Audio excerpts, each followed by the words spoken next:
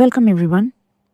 Today, we turn to a play that is, in many ways, deeply unsettling. Not because it presents us with something extraordinary, but because it reveals something disturbingly familiar. Mahesh Dattani Tara is not merely a story of two conjoined twins. It is not merely a family drama.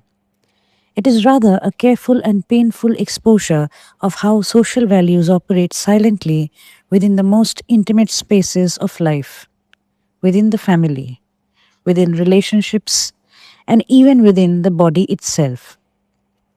Let me begin with a question, not as a rhetorical device, but as a genuine entry point into the text. What if tragedy is not something that happens to us? What if tragedy is something we create? What if the suffering we witness is not the result of fate, but of decisions? Decisions that appear reasonable, practical, even necessary, but are in fact deeply conditioned by prejudice. Tara is a play that forces us to confront exactly this possibility. Before we move into the text itself, it is important to briefly situate Mahesh Dattani as a playwright. Dattani is one of the most significant contemporary dramatists writing in English in India. Unlike many earlier Indian playwrights, who often worked in regional languages or translated their works into English, Dattani writes originally in English, and yet his concerns are unmistakably rooted in Indian social realities. His plays repeatedly explore areas that are often silenced: inequality, sexuality, marginalization, family tensions, and the violence embedded in everyday life. In the preface to his collected plays, Dattani makes a statement that is crucial for our understanding of Tara. He writes, "I am certain that my plays are a true reflection of my time, place, and socioeconomic background." And then he adds something even more important, that theatre is the business of holding a mirror up to society. Now, this idea of the mirror is not new. It recalls the classical notion of mimesis, of literature as imitation of life. But in Dattani's case, the mirror is not neutral. It does not simply reflect, it exposes.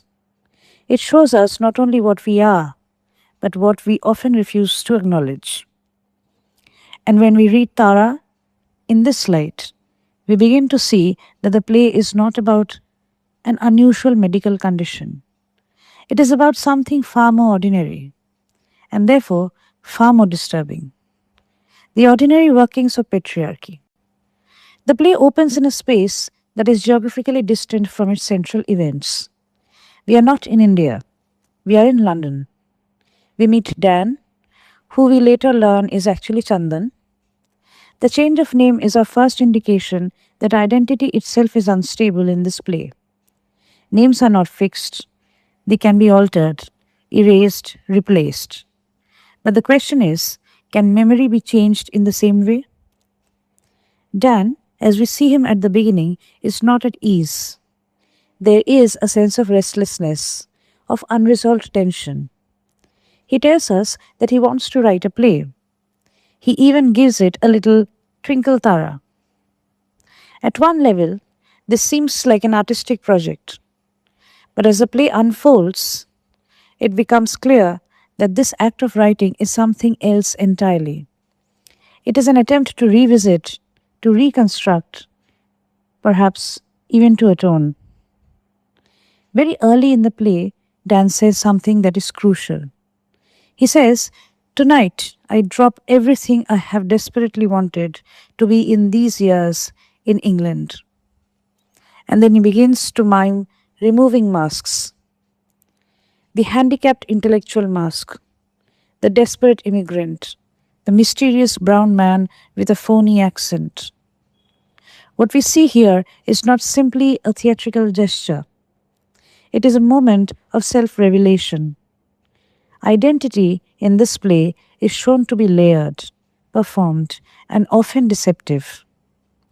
Beneath these masks lies something more fundamental, something that cannot be so easily discarded, and that something is memory. From this present moment in London, the play moves into the past. We are taken to Bombay, to the household of the Patels. It is here that we meet Tara. Now, it would be very easy to approach Tara as a tragic figure in a conventional sense.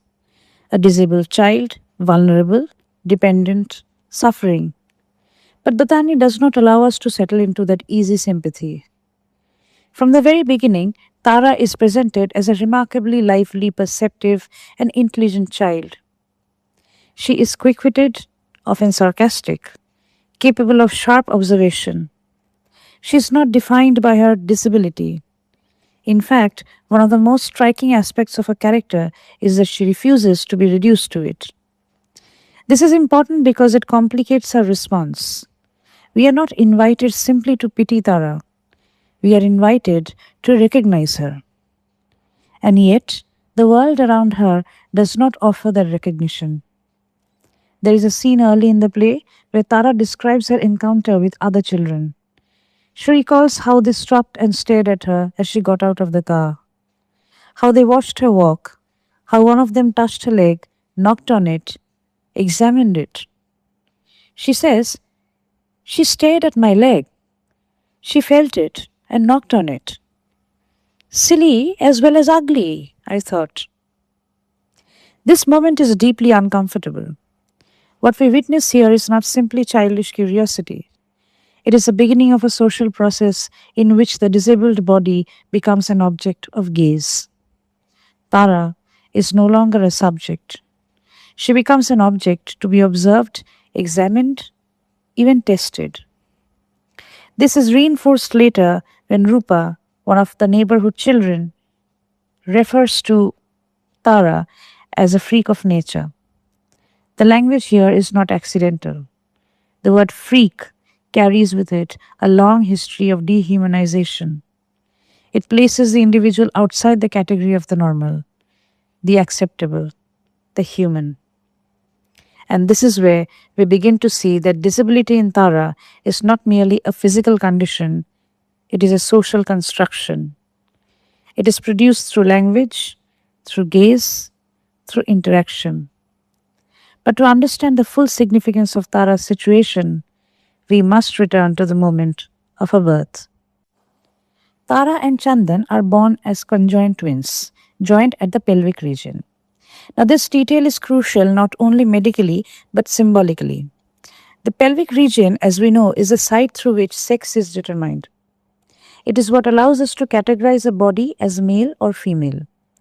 But in their conjoined state, Tara and Chandan do not fit neatly into this binary. Their sexual organs are not fully developed. They exist, in a sense, in a state that precedes gender. At one point, Dan recalls their condition in the womb. He says, "Maybe we still are like we have always been, inseparable. The way we started in life, two lives and one body, in one comfortable womb." This image of the comfortable womb is important. It suggests a state of unity, of wholeness, of equality. Before separation, there is no hierarchy between them. They are not yet divided into male and female. They simply exist. This is what we might call an androgynous state, a condition in which the distinctions between male and female are not yet fully formed. But this state does not last. The twins are separated through surgery, and it is at this moment that difference is imposed. They become, in social terms, a boy and a girl. And with that, everything changes. Because once gender enters, hierarchy follows. The central moment of the play, the moment that determines everything that follows, is the decision taken during the surgery. The doctors discover that the third leg, which is shared between the twins, has a better chance of survival if it is attached to Tara. In other words, medically, the leg belongs to Tara. but the family decides to give the leg to Chandan. Why? The answer is never stated in a single explicit sentence. No one stands up and declares, "We prefer the boy." But the logic is clear, and it emerges through the circumstances, through the silences, through the justifications. The boy, it is assumed, will have a better future. The boy will be able to work, to earn, to survive in the world. The girl, especially a disabled girl, is seen as less likely to succeed. And so the decision is made. That is the point at which the play shifts from tragedy to critique. Because what we are witnessing is not an unavoidable outcome, it is a choice shaped by social values.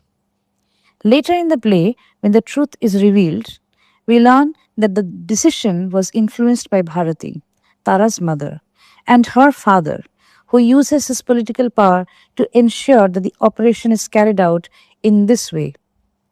Dr. Thakkar, the surgeon, agrees partly out of professional ambition, partly out of personal gain. Patel, the father, remains largely passive. He does not actively oppose the decision. And so responsibility is distributed. It does not rest on a single individual, it is shared. But if we look more closely, we see that all these individuals are operating within a larger framework, a framework that values male life over female life. The consequences of this decision is devastating.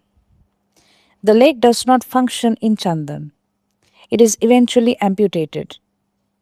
Tara, who might have had a better chance with it, is left physically weaker. She undergoes multiple operations: kidney transplants, medical procedures, repeated interventions. Her body becomes a site of suffering. Eventually, she dies. But the tragedy does not end with her death. Bharati, who initially appears as a caring mother, is consumed by guilt. Her mental condition deteriorates. She becomes unstable, hysterical. At one point, she expresses her fear for Tara's future in deeply emotional terms. The world will accept you, but not her.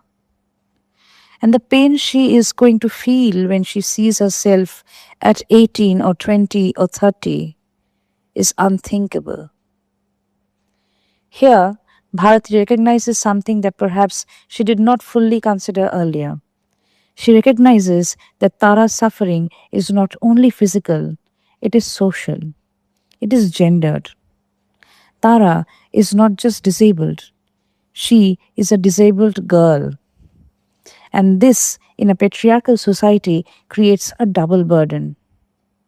The father, Patel, represents another kind of response. He is not overtly cruel, but does not express explicit bias.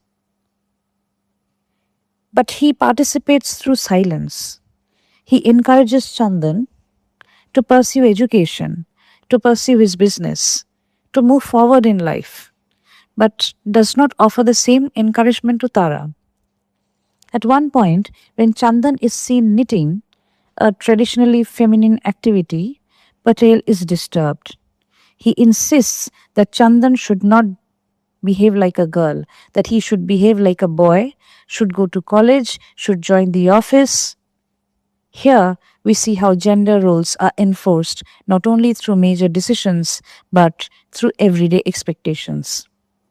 Chandan himself is perhaps the most complex character in the play. As a child, he is deeply attached to Tara. He refuses to go to college without her. He says, "I will not go to college without Tara. I had a sister with whom I had shared a body in one comfortable womb." This line is significant. It recalls the earlier state of unity, of androgyny, of shared existence. For Chandan, Tara is not separate, she is part of his being. And yet, as he grows older, as he moves away, as he becomes Dan, this unity is fractured. He tries to escape, he changes his name, he moves to another country, He adopts new identities, but he cannot escape the memory of what happened. This is why he writes.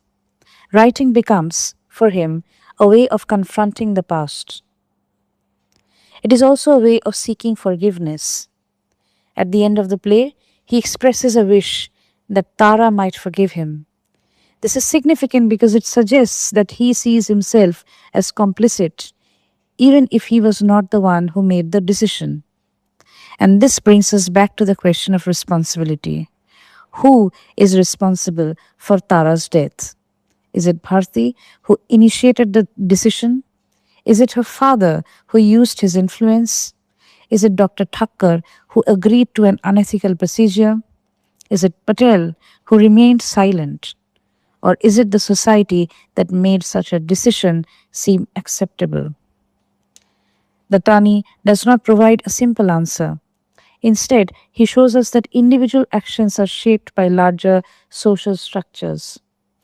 The preference for the male child is not an individual bias, it is a social norm. It is institutionalized. It is reproduced across generations. And this is why the tragedy of Tara is not merely personal, it is systemic.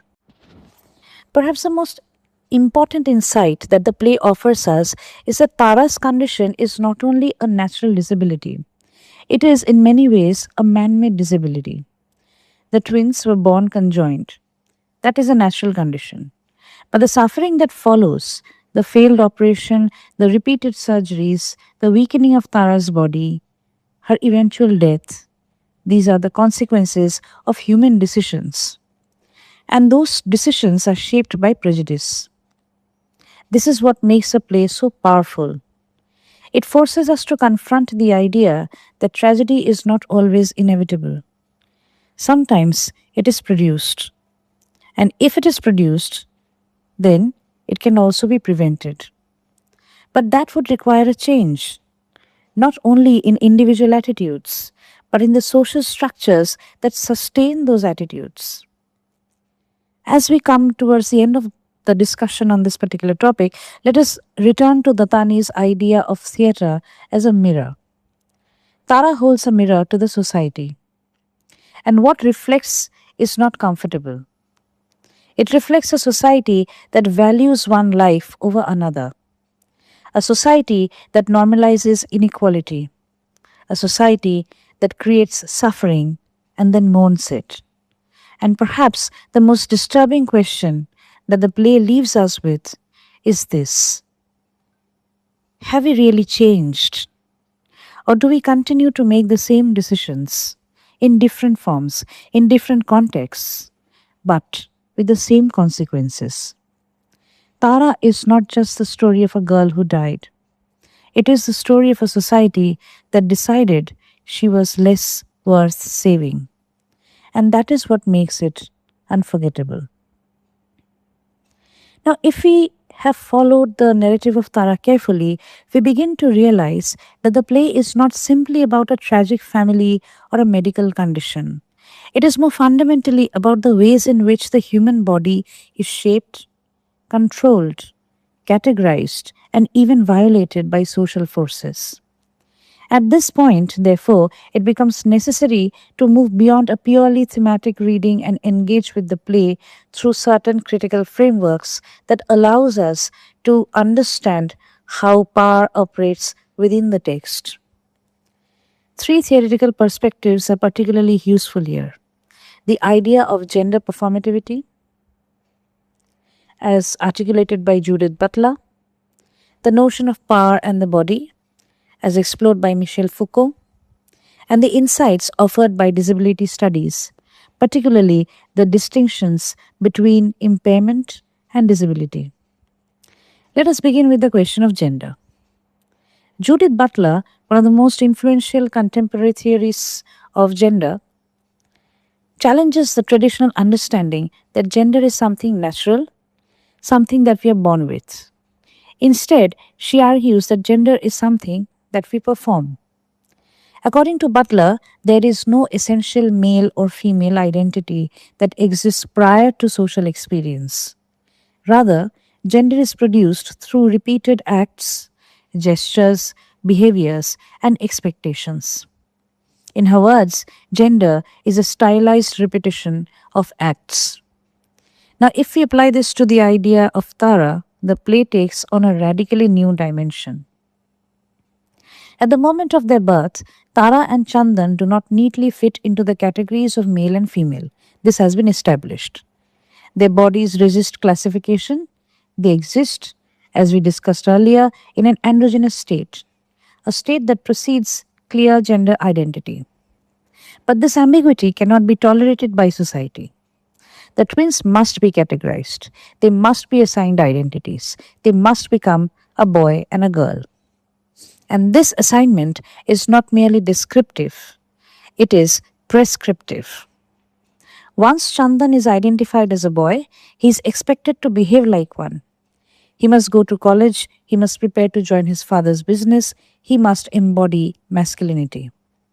Similarly, Tara is positioned within the expectations of femininity. This becomes particularly visible in the scene where Chandan is knitting. Patel reacts with discomfort, even anger. Why? Because knitting is seen as a feminine activity. It disrupts the performance of masculinity. Here we see Butler's theory in action.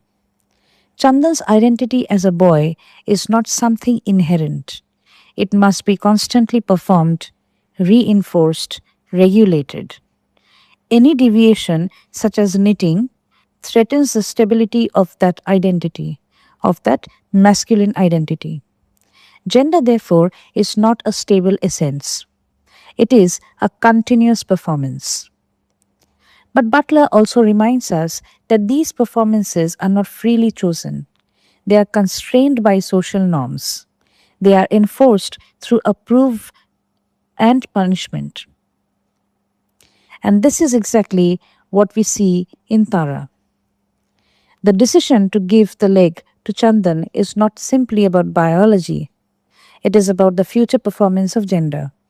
The boy is seen as someone who will use the leg better, who will function more effectively in the social world.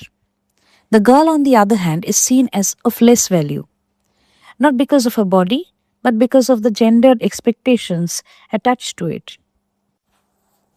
Thus, gender performativity is not an abstract idea, it has material consequences. It determines who is valued, who is given opportunities, and in this case, who is allowed to live. Now, if Butler helps us understand how gender is constructed, Michel Foucault helps us understand how power operates through the body.